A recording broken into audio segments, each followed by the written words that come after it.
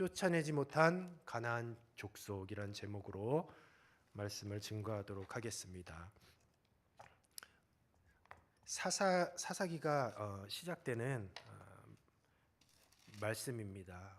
저와 여러분들이 잘 아시는 것처럼 사사는 여호수아의 죽음 이후로부터 또 이스라엘 초대왕 사울의 즉위에 이르기까지 약 350년간의 시기 동안에 이스라엘의 내외적으로 위기에 처할 때마다 각 지파별로 혹은 지역별로 등장한 이스라엘의 군사 사법적 지도자들을 사사라고 그렇게 가르치고 있습니다.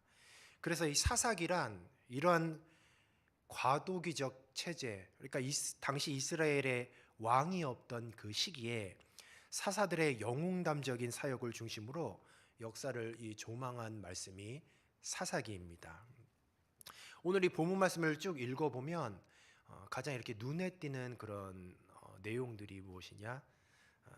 쫓지 못하였음에라는 그런 내용들이 각 구절마다 굉장히 자주 나오는 것을 보게 됩니다.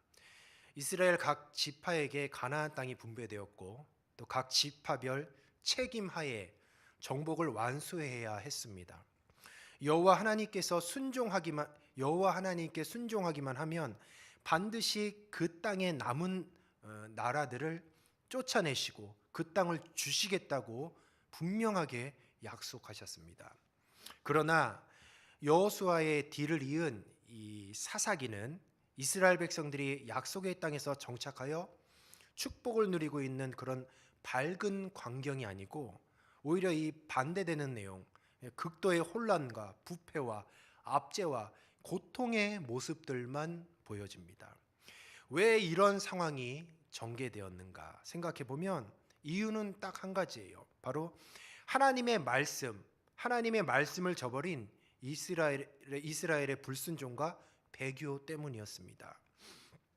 이스라엘은 가나안 족속을 다 진멸하라는 하나님의 명령에 불순종하였고 그들의 일부를 남겨두었고 곧이어 가나안 족속과 통혼하고 그리고 그들의 문화에 또 그들의 생활에 같이 동화되어서 급기야 여호와를 버리고 바알을 섬기는 배교의 길을 걷기 시작을 하였습니다. 27절 후반절을 우리가 같이 한번 다시 읽어보도록 하겠습니다. 여기서부터 읽으면 될 것 같아요. 그냥 제가 읽어드릴게요. 중간에 끊기가 좀 그래서 27절 후반절이에요.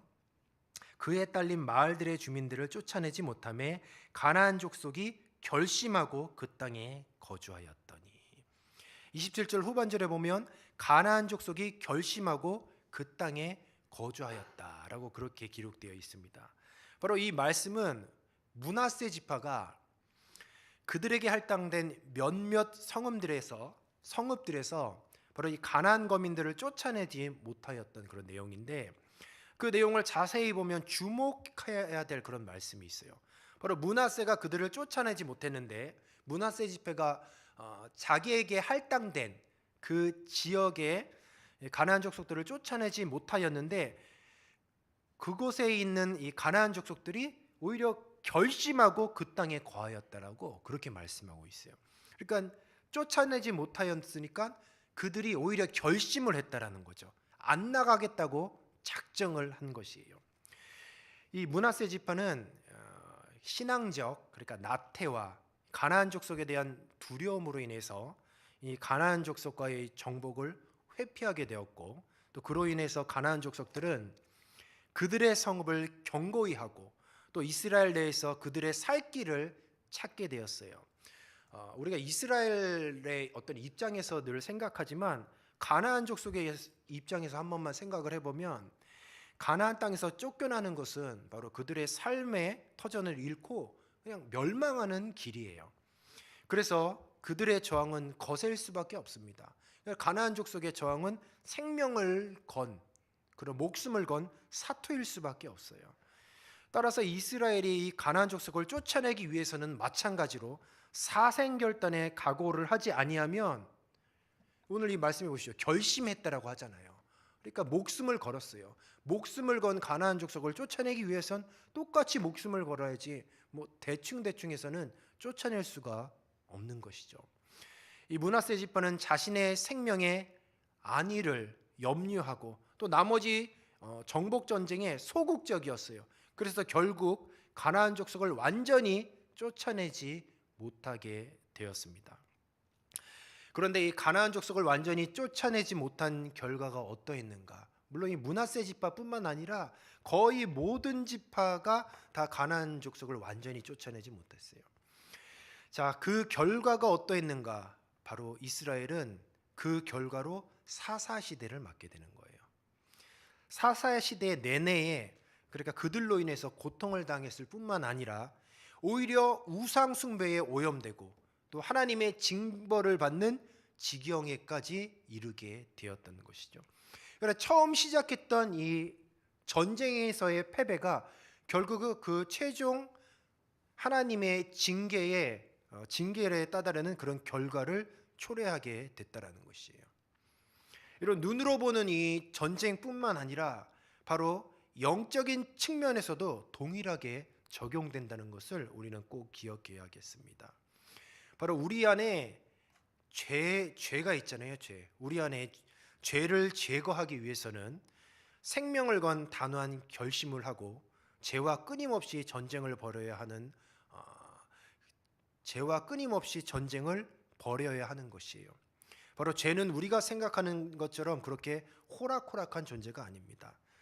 바로 죄는 어떻게든 우리 안에 거하면서 우리를 지배하고 마침내 우리를 멸망시키려고 하고 있다라는 것이에요.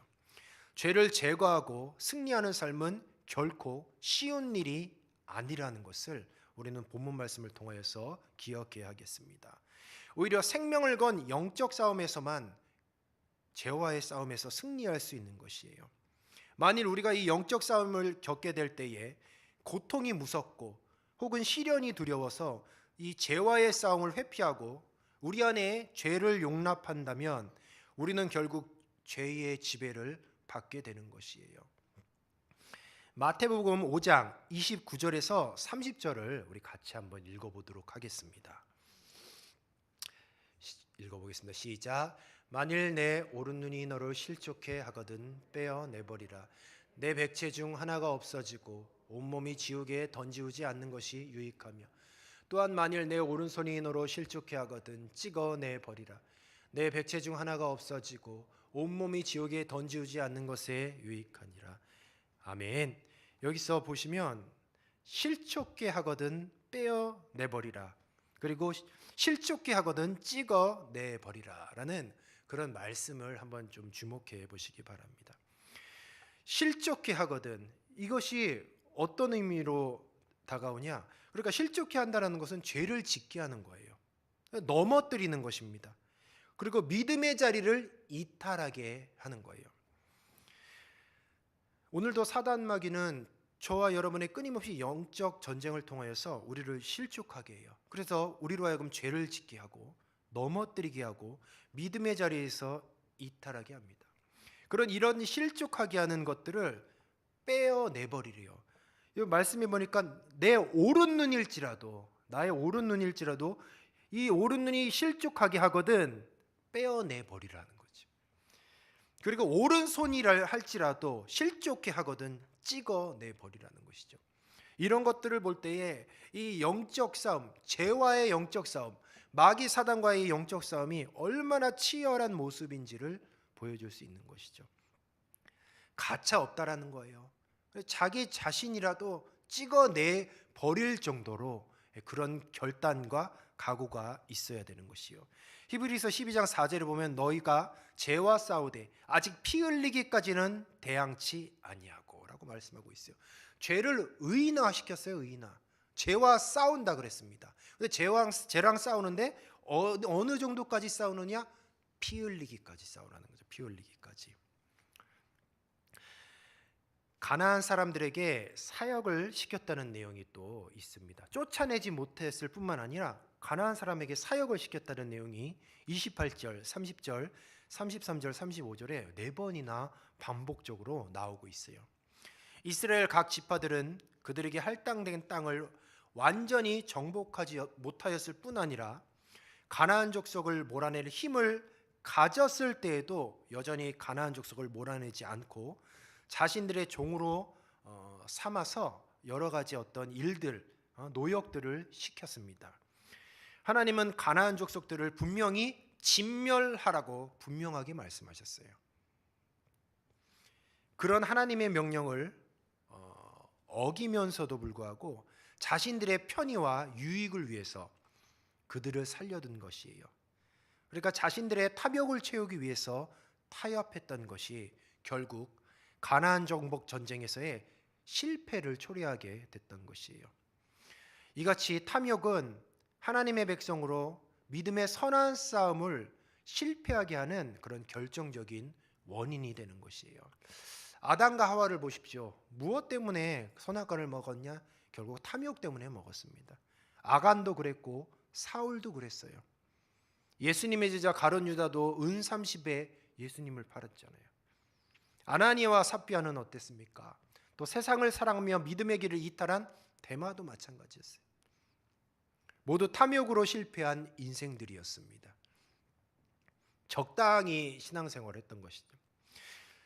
그러므로 우리는 이 탐욕이 우리 자신을 지배하지 않도록 늘 경계해야 하겠습니다. 그래서 우리는 영원한 가나안을 바라보는 성도로서 이 세상적인 유익이나 탐심으로부터 우리의 마음이 빼앗기지 않도록 처절하게 싸워야 하는 것이에요. 야고보서 1장 14절에서 15절을 우리 같이 한번 읽어보도록 하겠습니다. 시작. 오직 각 사람이 시험을 받은 것은 자기 욕심에 끌려 미혹됨이니 욕심이 잉태한즉 죄를 낳고 죄가 장성한즉 사망을 낳느니라. 아멘.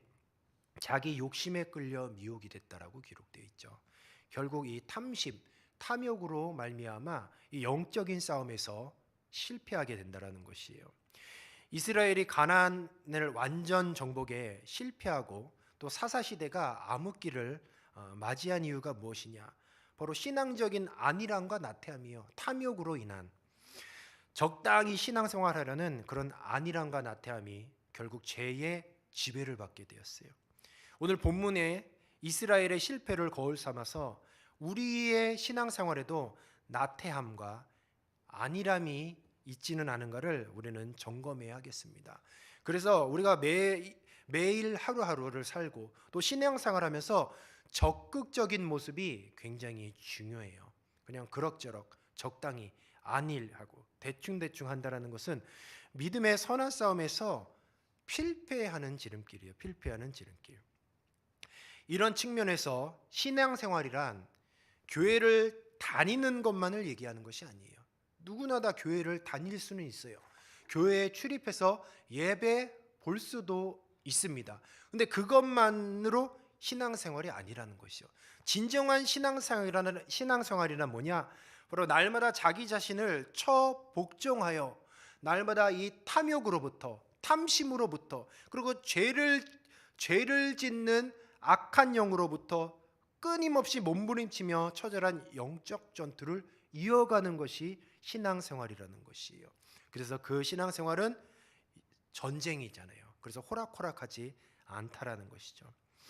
그렇다면 영적 전투에서 어떻게 하면 승리할 수 있을까? 한번 제가 질문을 한 가지 해볼게요. 우리의 신앙생활이 영적 전쟁이고 전투인데, 그렇다면 저와 여러분의 날마다의 삶에서 이 치열한 악한 영들, 사단 마귀 귀신으로부터 죄를 짓게 하는 그 악한 세력으로부터 우리는 날마다 승리하고 계신가요? 제가 이렇게 질문을 던졌습니다. 어떠세요? 승리하고 있습니까? 승리하고 있나요? 대답을 안 하시는 거 보니까 좀 지는 것 같아요?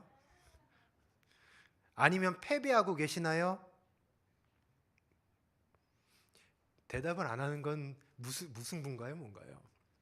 예, 제가 질문을 했죠. 영적 전투에서 지금 승리하고 계십니까? 아니면 패배하고 계십니까? 보통 우리가 영적 싸움, 영적 전투하면 우리는 승리냐 패배냐를 좀 중요하게 생각을 해요. 그래서 우리 본문 말씀을 우리가 좀 자세히 상고를 해봐야 돼요. 누가복음 22장 44절을 우리 같이 한번 읽어보도록 하겠습니다. 같이 읽어볼게요. 시작. 예수께서 힘쓰고 애써 더욱 간절히 기도하시니 땀이 떨어지는 핏방울 같이 되었더라. 아멘. 예수님께서 겟세마네 동산에서 기도하시는 그 내용이었습니다. 예수님께서 왜 이렇게 기도하셨을까요? 왜 그토록 이렇게 처절하게 기도하셨을까요? 바로 예수님도 인성을 가지고 계셨습니다. 육신의 몸을 가지고 계셨고 육신적으로 볼 때 십자가의 길을 가는 곳은 예수님조차도 괴로우셨을 것이에요. 그러나 육신을 쳐 복종하여 죽기까지 순종하시고 우리 주님께서는 십자가의 사명을 완수하신 줄로 믿습니다. 예수님의 십자가상에 저와 여러분의 이 마음 가운데 있는 악한 영들, 이 가난한 족속들도 이미 다 멸해 주신 줄로 믿습니다. 예수님의 이 치열한 영적 전쟁을 미리 하셨어요. 그리고 이미 승리하셨다라는 것이죠. 자, 제가 아까 질문을 했죠. 영적 전투에서 승리하고 있습니까? 패배하고 있습니까? 그런데 예수님의 그 공생애를 보고 또 겟세마네 동산에서의 기도의 모습을 보고 그리고 십자가에 달려 죽으신 그 모습들을 보고 예수님의 그 십자가의 사역을 완수하시고 또 부활하시고 승천하시고 다시 오심을 약속하셨던 그 주님을 보고 우리가 한 가지 깨달아야 될 것이 있습니다. 바로 예수님의 그 십자가에 못 박히심으로 인하여서 저와 여러분이 무찔러야 될 그 악한 세력들, 그러니까 영적인 가난한 족속들도 우리 주님이 십자가상에 이미 다 멸하신 줄로 믿습니다. 바로 여호수아 23장 4절에서 5절 말씀을 우리 같이 한번 읽어보도록 하겠습니다. 시작. 보라, 내가 요단에서부터 해지는 쪽 대까지에 남아있는 나라들과 이미 멸한 모든 나라를 내가 너희를 위하여 제비 뽑아 너희의 지파에게 기업이 되게 하셨느니라. 너희의 하나님 여호와 그가 너희 앞에서 그들을 쫓아내사 너희 목전에서 그들을 떠나게 하시리니 너희 하나님 여호와께서 너희에게 말씀하신 대로 너희가 그 땅을 차지할 것이니라. 아멘. 영적 전쟁을 해야 되는 이스라엘 백성인데요. 실질적인 전투죠. 실질적인 전투를 해야 되는 이스라엘 백성입니다. 그리고 실질적으로 싸워야 돼요. 말씀에 쭉 보니까 철병거를 탄 민족들도 있다고 했었어요. 철병거면 얼마나 두렵고 얼마나 무섭겠습니까? 그러나 한 가지 분명한 것은 그들이 뭐 철병거를 가지고 있고 뭐 얼마나 큰 무기를 가지고 있고 숫자가 얼마나 많은가가 중요한 것이 아니에요. 여호와 하나님께서 너희의 하나님 여호와께서 너희에게 말씀하신 대로 너희가 그 땅을 차지할 것이라 약속해 주신 것이 중요하다는 거예요. 가나안에서의 이 치열한 전투는 이미 여호와 하나님께서 승리하셨습니다. 이스라엘은 그 사실을 믿고 나아가면 되는 거예요. 저와 여러분도 치열하게 싸우고 있는 이 영적 전쟁이 각자가 있을 것이에요. 그런데 보면은 각자의 삶을 보면 날마다 이 영적 전쟁에서 승리하는 것보다는 패배하고 있는 모습이 더 많이 보여져요. 때로는 실패하고 쓰러진 나 자신에 실망하기도 합니다. 맨날 습관적인 모습으로 반복적인 모습으로 쓰러지고 또 쓰러지고 너무 연약한 것에 아주 나약하게 쓰러지고 계속해서 쓰러지고 패배하는 모습을 보고 나 자신에게 실망하는 그런 모습들을 우리는 종종 보게 되는 거죠. 그러나 저와 여러분의 영적 전쟁도 예수님의 십자가상에서 이미 승리하신 줄로 믿습니다. 그러니까 지금 이 패배한 것 같아도 그리고 지금 아무런 변화나 진보가 없는 것 같아도 승리하신 주님을 믿고 나아가면 끝내는 승리를 이루게 해 주실 것이라는 거예요. 사단 마귀는 저와 여러분의 자꾸 이 쓰러지는 모습, 패배하는 모습, 연약한 모습을 통하여서 우리를 속이는 거예요. 그리고 이미 주님께서 약속해 주신 승리의 말씀을 보지 못하게 하는 것이죠. 우리는 비록 지금 패배할 수는 있습니다. 넘어질 수도 있어요. 그리고 정말 연약한 것에 끊임없이 반복적으로 정말 그런 연약한 모습을 보이며 나 자신에게 실망할 수도 있어요. 그러나 절대로 그런 사단의 정죄에 넘어가서는 안 될 것이에요. 패배할 수는 있습니다. 실제로 정말 실패하기도 하고 패배도 해요. 그러나 한 가지 분명한 것은 우리는 치열한 영적 정쟁을 하고 있지만 이미 승리가 보장된 전투라는 거예요. 물론 힘들죠. 얼마나 자기 자신을 처 복종하는 것이 힘들겠습니까? 예수님도 그 사역을 하시기 위해서 겟세마네 동산에서 기도하셨던 그 모습이 얼마나 처절하게 몸부림치며 기도하셨으면 땀방울이 변해 핏방울이 될 만큼 그런 극심한 고통에 몸부림치시면서 그런 사역들을 감당하셨겠습니까? 영적 전쟁은 말 그대로 정말 사투를 벌이는 그런 치열한 그런 전투예요. 그럼에도 불구하고 그런 치열한 전투에서 때로는 우리가 패배하는 그런 모습을 통해서 우리는 절대로 속으면 안 된다는 거예요. 베드로를 보십시오. 예수님을 3번이나 부인했지 않습니까? 베드로 스스로 자기 자신을 봤을 때 얼마나 실망했겠습니까? 얼마나 자기 자신을 예수님을 저주했지만 자기 자신도 저주했을 거예요. 아마 돌아가서 정말 자기 자신을 끔찍히 실망했을 것입니다. 자기 자신에게. 그러나 보십시오. 그 순간은 패배한 것 같지만 어찌 되었건 예수님께서는 베드로를 다시 기회를 주시고 주님의 양떼를 치는 귀한 목양할 수 있는 그런 이스라엘의 귀한 영적인 지도자로 세워 주셨다라는 거예요. 이런 사실을 하나님의 그 약속의 말씀을 믿지 못한다면 자신의 그 패배 모습에 빠져서 허우적거리다가 결국 주님을 부인하고 신앙의 자리에서 이탈하게 된다는 것이죠. 바울도 어땠습니까? 바울도 교회를 핍박할 때가 있었어요. 예수님을 믿는 사람들을 잡아 죽일 때가 있었다라는 것이죠. 야곱도 어땠습니까? 야곱은 사기치는 인생을 살 때가 있었습니다. 그런 사기꾼과 같은 그런 천성이 정말 인격이 사기꾼과 같은 그런 사람도 하나님께서 끝까지 그를 포기하지 아니하시고 선택하시고 사랑하셔서 정말 이스라엘이라는 정말 하나님의 백성으로서의 그런 시조가 되었다라는 것이에요. 아브라함도 아내 사라를 자신의 목숨을 부지하기 위해서 아내 팔아먹은 정말 나쁜 놈이었어요. 나쁜 놈. 아브라함도. 그런데 보십시오. 아브라함이 믿음의 조상이죠. 믿음의 조상. 자신이 믿음의 조상이 될 줄 어떻게 알았습니까? 베드로는 민족의 이스라엘의 초대교회의 지도자가 될 줄 어떻게 알았습니까? 야곱을 하나님께서 그렇게 존귀하게 사용할 줄 어떻게 알았습니까? 에서가 잘난 건 더 잘났는데 아무도 몰랐잖아요. 날마다 그 영적인 전쟁에서 실패하는 자기 자신을 보면서 얼마나 자기 자신을 미워했었다라는 것입니다.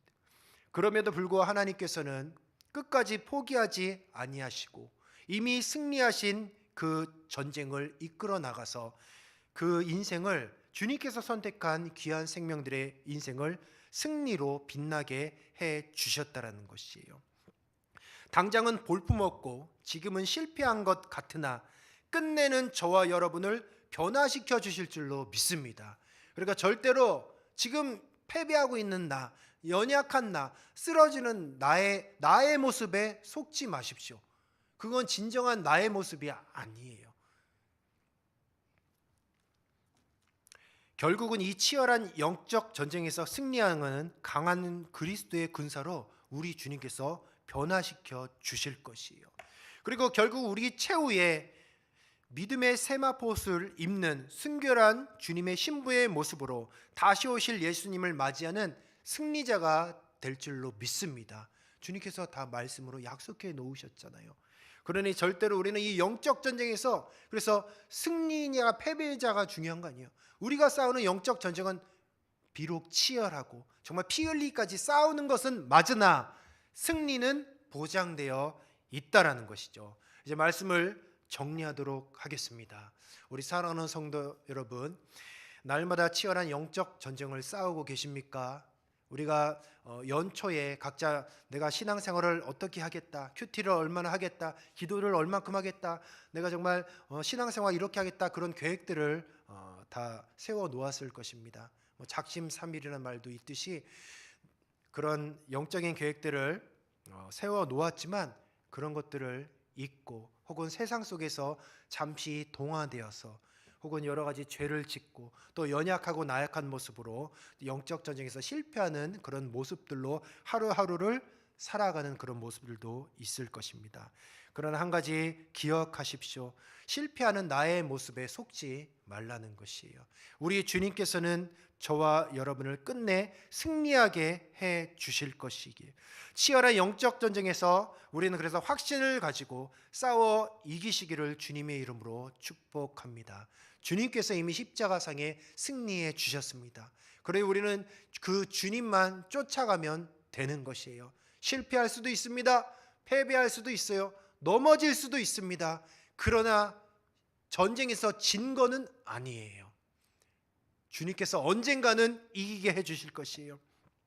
베드로를 변화시켜 주신 그 주님께서, 바울을 변화시켜 주신 그 주님께서, 야곱을 변화시켜 주신 그 주님께서, 또 아브라함을 변화시켜 주신 그 주님께서 저와 여러분도 성화시켜 주셔서 예수님 닮게 하여 주시고 예수님의 참 제자로 계속해서 만들어 가시는 줄로 믿습니다. 그 주님을 신뢰하십니까? 그리고 그 주님을 믿으십니까? 그러면 절대로 패배하는 나의 모습, 연약한 나의 모습에 속지 마시고 언제나 주님의 말씀을 붙잡고 끝까지 믿음으로 표대를 향하여 믿음에서 믿음의 싸움에서 완주하시기를 주님의 이름으로 축복합니다.